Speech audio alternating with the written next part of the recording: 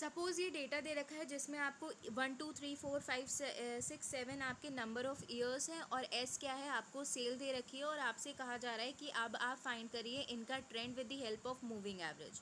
और आपको कैसे फाइंड करना है, मूविंग एवरेज से 3 ईयर मूविंग एवरेज से डेटा फाइंड करना है। तो 3 ईयर मूविंग एवरेज ऑड का केस हो गया पहली चीज़। अब इसको डेटा कैसे फाइंड किया जाएगा, इसका डेटा फाइंड करने के लिए आपने करनी पड़ेंगी पेयरिंग। पेयरिंग करके क्या करोगे, आप यहाँ पे लिखोगे टोटल, ठीक। इस ब्रैकेट में आप यहाँ पर लिखोगे टोटल, और टोटल लिखने के बाद करना क्या है, हम यहाँ पे पेयरिंग करेंगे। पहली पेयरिंग बनेगी 10 से लेकर 20 की, क्योंकि 3 एलिमेंट बोले हैं तो 3 साल बोला है तो 3 का ग्रुप बनेगा। 10 15 20 कितना हो गया ये 45। अब ये जो 45 आएगा इन तीनों के बीच में आएगा। 10 15 और 20 के बीच की मिड वैल्यू क्या है 15, तो 15 के सामने क्या आ गया 45, ठीक। अब हम क्या देखेंगे, अब हम ऊपर की एक वैल्यू को छोड़ देंगे, अब नीचे की 3 वैल्यूज़ को लेंगे। तो अब हमारी वैल्यू कहाँ से काउंट होंगी, 15 से लेकर 10 तक। तो 15 20 10, तो ये कितना हो गया, अगेन 45 आया। तो ये कहाँ लिखा जाएगा 20 के सामने, ठीक। अब हम क्या करेंगे बेटा जी, अब हम फिर से एक वैल्यू छोड़ेंगे। अब हमने 15 को छोड़ दिया, अब हम 20 से स्टार्ट करेंगे और कहाँ तक जाएंगे, इस वाले 5 तक, ठीक। तो अब हम सम करेंगे 20 10 35 हो गया। अब 35 किसके सामने आएगा, 10 के सामने, ठीक।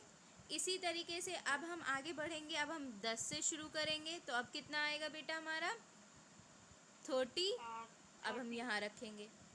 इसी तरीके से अब हम 5 से शुरू करेंगे,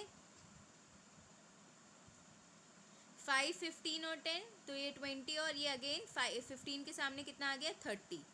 अब देखो बेटा जी हम क्या कर रहे हैं, हमारी जो ये वैल्यू है 15 से 10 नीचे कोई वैल्यू नहीं है ना, तो अब हम यहाँ पे कोई भी पेयरिंग नहीं करेंगे क्योंकि 3 का पेयर नहीं बन रहा है। तो यहाँ पर आप क्या कर दोगे डैश, ठीक, लास्ट वाली वैल्यू के सामने, और ऊपर वाली वैल्यू के सामने भी आप क्या कर दोगे डैश कर दोगे, ठीक। अब आपने इन वैल्यू के सामने डैश कर दिया। अब आप क्या करोगे, इनका मूविंग एवरेज फाइंड करोगे, लिखोगे मूविंग एवरेज। अब कितनी वैल्यूज़ को लेकर आपने 45 निकाला, 3 वैल्यू को लेकर, तो आप यहाँ लिखोगे 45 डिवाइडेड बाय 3 इक्वल्स टू 15। तो आपका इसका ट्रेंड कितना आ गया 15, ठीक। अगेन 45 डिवाइडेड बाय 3 तो फिर 15 आ गया। फिर 35 डिवाइडेड बाय 3 करेंगे तो जो वैल्यू आएगी वो 11 पॉइंट समथिंग आएगी, ठीक। फिर 30 डिवाइडेड बाय 3 10, 30 डिवाइडेड बाय 3 10, और नीचे की वैल्यू डैश। इस तरीके से क्वेश्चन सॉल्व हो जाएगा, ऊपर का भी डैश नीचे का डैश, और ये जितनी भी वैल्यूज़ आई ये क्या आ गया आपका मूविंग एवरेज आ गया, ठीक है। बस इसी तरह क्वेश्चन सॉल्व होगा, क्वेश्चन ख़त्म। यही हमको फाइंड करना था इस क्वेश्चन में। सबसे पहले हम ईयर लिखेंगे, फिर उसके बाद जो भी हमें डेटा दिया है सेल्स परचेज जो भी दे रखा है वो, उसके बाद हम टोटल निकालेंगे। जैसे कि हमें क्वेश्चन में 3 ईयर्स का ईयर का फाइंड करना था तो हमने 3 ईयर के ब्रैकेट बनाए। अगर हमें 5 ईयर बोला होता बेटा तो 5 ईयर के ब्रैकेट बनाते। अगर हमें 7 ईयर बोला होता तो हम 7 ईयर के ब्रैकेट बनाते। ये बात समझ में आई ना, जैसे 3 के हमने स्टार्टिंग के 3 ईयर लिए, फिर 5 ईयर लेते स्टार्टिंग के, फिर 7 ईयर लेते। इस तरीके से हम क्वेश्चन को सॉल्व करेंगे और इसी तरीके से मूविंग एवरेज सॉल्व होगा। जैसे 5 ईयर्स का हम लेते तो मिड की वैल्यू किस पे आती, थर्ड वैल्यू पे आती है ना। 7 का लेते तो मिड की वैल्यू फोर्थ वैल्यू पे आती। इस तरीके से क्वेश्चन को सॉल्व करेंगे और बहुत ही ईजी मेथड है इसका।